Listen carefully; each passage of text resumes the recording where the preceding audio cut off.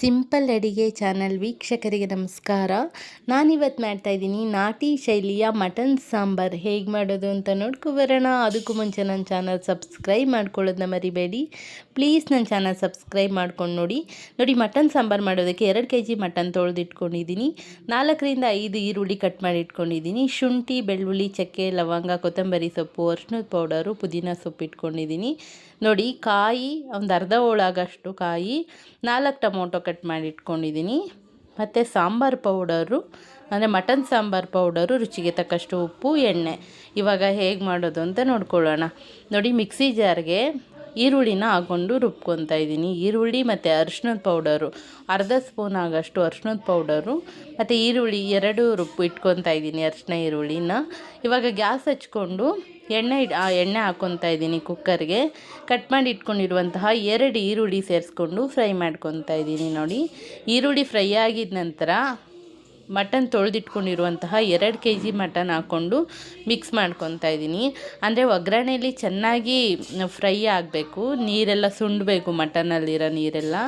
ನೋಡಿ ಇವಾಗ ಚೆನ್ನಾಗಿ ಈ ಥರ ನೀರೆಲ್ಲ ಸುಂಡಿ ಮಟನ್ನು ಈ ಥರ ಆಗಬೇಕು. ನೋಡಿ ಇವಾಗ ಈ ಟೈಮಲ್ಲಿ ಕುದೀತಾ ಇದೆ. ಈ ಟೈಮಲ್ಲಿ ರುಬ್ಬಿಟ್ಕೊಂಡಿರುವಂತಹ ಅರಿಶಿನ ಈರುಳ್ಳಿನ ಸೇರಿಸ್ಕೊತಾ ಇದ್ದೀನಿ.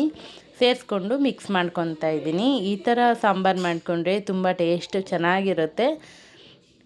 ನೋಡಿ ಇವಾಗ ಕುದೀತಾ ಇದೆ. ರುಚಿಗೆ ತಕ್ಕಷ್ಟು ಉಪ್ಪು ಹಾಕ್ಕೊಂಡಿದ್ದೀನಿ. ಇವಾಗ ಕುಕ್ಕರ್ನ ಮುಚ್ಚಿ 4 ರಿಂದ 5 ವಿಷಲ್ ಹೊಡ್ಸ್ಕೋಬೇಕಾಗುತ್ತೆ. ಅಷ್ಟರಲ್ಲಿ ಅದು ಕೂಗೋಷ್ಟರಲ್ಲಿ ಮಸಾಲೆ ರೆಡಿ ಮಾಡ್ಕೊತೀನಿ.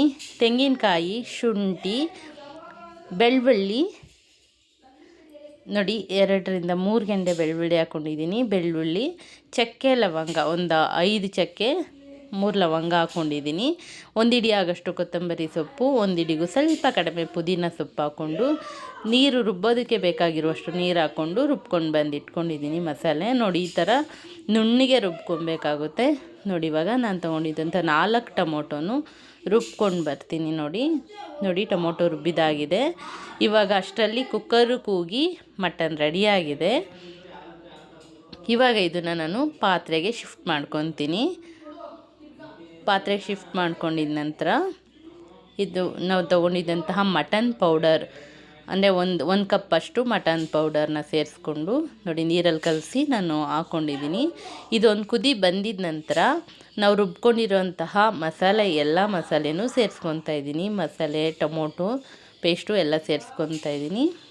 ನೋಡಿ ಎಲ್ಲ ಸೇರಿಸ್ಕೊಂಡಿದ ನಂತರ ಇವಾಗ ನಮಗೆ ಸಾಂಬಾರು ಯಾವ ಕ್ವಾಂಟಿಟಿಲಿ ಬೇಕಾಗುತ್ತೆ ಅಷ್ಟು ನೀರನ್ನ ಸೇರಿಸ್ಕೊಳ್ಳಿ. ಅಂದರೆ ಕಾಯಿಸ್ಕೊಂಡು ಬಿಸಿನೀರು ಹಾಕ್ಕೊಳ್ಳಿ. ನೋಡಿ ನಾನು ಸಾಂಬಾರು 2 ಬೌಲ್ ನೀರು ಹಾಕ್ಕೊಂಡಿದ್ದೀನಿ. ಇವಾಗ ರುಚಿಗೆ ತಕ್ಕಷ್ಟು ಉಪ್ಪು ಹಾಕ್ಕೊಂಡು ಸಾಂಬಾರು ಈ ಕ್ವಾಂಟಿಟಿಲಿದ್ದರೆ ಸಾಕಾಗುತ್ತೆ. ಸ್ವಲ್ಪ ತೆಳ್ಳಗೆ ಸಾಂಬಾರು ಮಾಡ್ಕೊತಾ ಇದ್ದೀನಿ ನಾನು. ಸಾಂಬಾರು ಕುದೀತಾ ಇದೆ. ನೋಡಿ ಇವಾಗ ಮೇಲ್ಗಡೆ ಕೊತ್ತಂಬರಿ ಸೊಪ್ಪು ಹಾಕಿದ್ರೆ ಫೈನಲಿ ಮಟನ್ ಸಾಂಬಾರು ರೆಡಿಯಾಗಿದೆ. ನೀವು ಮನೇಲಿ ಟ್ರೈ ಮಾಡಿ ಹೇಗೆ ಬಂತು ಅಂತ ಕಮೆಂಟ್ ಮಾಡಿ, ಲೈಕ್ ಮಾಡಿ, ಶೇರ್ ಮಾಡಿ. ನನ್ನ ಚಾನಲ್ ಸಬ್ಸ್ಕ್ರೈಬ್ ಮಾಡ್ಕೊಳ್ಳೋದನ್ನ ಮರಿಬೇಡಿ. ಮತ್ತೆ ಇನ್ನೊಂದು ವಿಡಿಯೋ ಸಿಗೋಣ. ಬಾಯ್.